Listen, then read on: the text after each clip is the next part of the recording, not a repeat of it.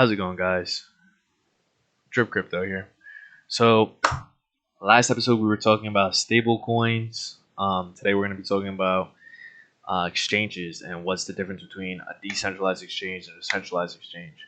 So, the difference is I know you guys seen in the media like the whole FTX thing. That's a centralized exchange. Um, Coinbase would be another centralized exchange.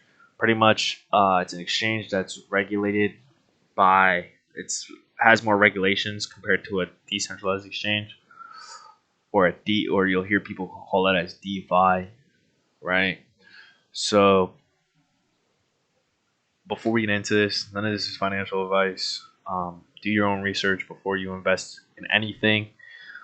And I'm just giving you my own experience in the market and everything I know, all the little tips, tricks, sauce, everything. So as you can see, the last thing we ended off at, we were on Uniswap. So Uniswap is a decentralized exchange. Um, Decentralized exchanges. So these are your decentralized exchanges. You got Uniswap, Curve Finance, Climb Protocol, Pancake Swap. Now these are just different ones like V3, V2. It's just the different versions of it. You have Sushi Swap. Now, if you go to centralized exchanges, you have that. You'll also hear people refer to them as DEXs or decentralized exchanges. As you can see, right now we're on CoinMarketCap. Pretty much, these are just all the exchanges. Now you can break it down on exchanges that are only for Ethereum base, exchanges that are for BNB, which we'll talk about, which is a whole nother chain, but pretty much BNB is another chain where you can pretty much use almost the same, but you can't use like Uniswap. You can use Pancake Swap, and then there's different ones. Like these are all different exchanges, not exchanges, different chains that you can pretty much use, and you can see all the exchanges. Some of the exchanges you can use cross chain, but some you can't. Like Uniswap, you can use on Ethereum. You can also use it on Polygon, but there's a different version. So pretty much, long story short, exchanges is how you get money onto your wallet or how to exchange between coins. So say we go back to Uniswap, right? Go back to Uniswap and say you get, I don't know, say you converted $200 of USDC and you have USDC in your wallet. How do you exchange it to another coin that you want? So for example, we are on Uniswap. Uniswap is on Ethereum, so you can get Ethereum, or you can go scroll down and anything that is on the Ethereum chain you can get. So you can get ApeCoin, and as you can see, there's a lot of coins that you can get. Say you want Ethereum, right? So for $200 USDC, you're gonna get 0.1711 Ethereum, right? Now, with this, right, as you can see, your $200, you're not going to get exactly $200. Why? Because you have stuff called gas, right? So gas we talked about earlier, Gwei.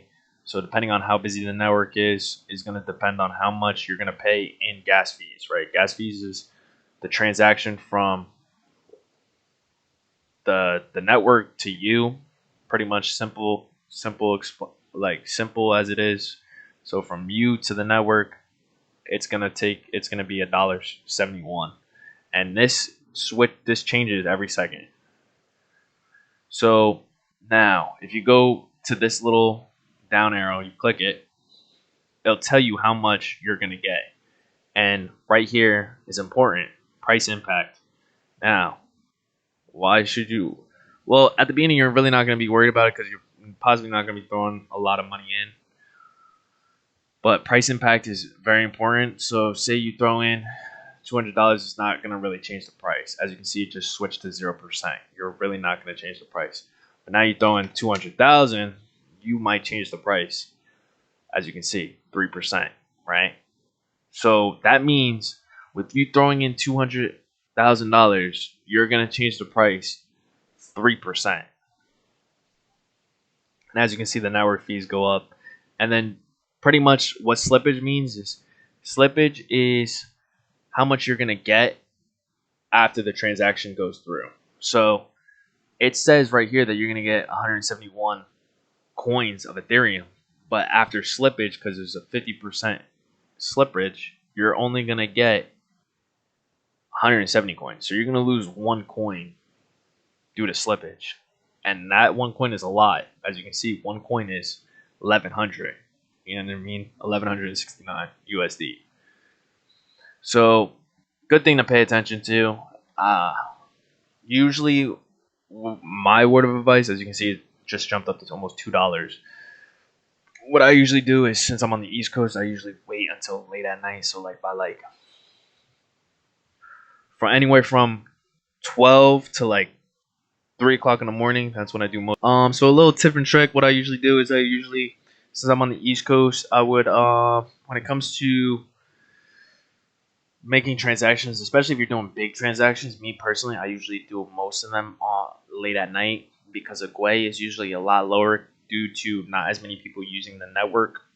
You could also see the GUI by looking down here. You can also go to Etherscan, right? .io. You can actually see the GUI right here. You could also see a lot of stuff from the Ethereum price, the market cap, the transactions, and then you can see the GUI. Usually the GUI. So usually you'll average is pretty much what you're usually based on, but depending on whatever you buy, you can set the GUI price to low or high, and this just depends on how fast you want it done. As you can see, if you pick the highs, you're going to pay more, but it's going to be done faster. Average is usually around 3 minutes, low is around 10 minutes. So if you want it done faster, it's going to cost more, or if you want it done slower, it's going to cost less.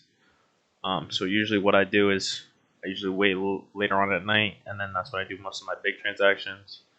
And that's pretty much DEXs. I'll actually make a separate video discussing liquidity and how to provide liquidity pools, how to calculate, and how to actually earn technically money off these transactions. Because while you're doing these transactions, there's people who are in liquidity pools over here who are actually making money off your transaction and providing liquidity technically to both coins. But if you guys have any questions, feel free to just leave it in the comment section. And yeah.